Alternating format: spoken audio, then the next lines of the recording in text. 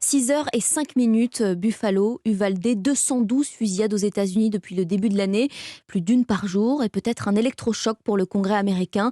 Démocrates et républicains se sont mis d'accord sur une proposition de loi pour restreindre l'usage des armes à feu. Et c'est assez rare pour le souligner. Alexis Guilleux, vous êtes notre correspondant aux États-Unis. Ce texte, c'est l'un des plus ambitieux de ces 30 dernières années.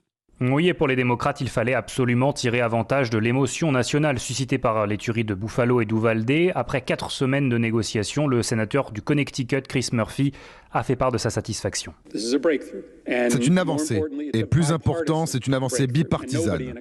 Dans un compromis, personne n'obtient ce qu'il souhaite. Cette loi sera jugée trop faible par certains, trop restrictive par d'autres. Mais cette loi va sauver des milliers de vies.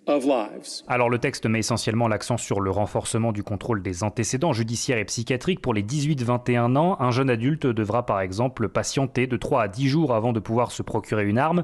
Les États pourront également retirer des armes aux personnes jugées dangereuses et des millions de dollars seront débloqués pour financer des programmes de santé mentale.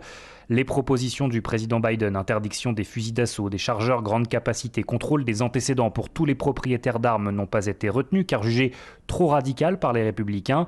La NRA, le puissant lobby pro-armes, a déjà fait connaître son opposition à ce nouveau texte, mais une quinzaine d'élus conservateurs se sont dit prêts à voter aux côtés des démocrates d'ici la fin de semaine. Alexis Guilleux, correspondant d'Europe 1 aux États-Unis.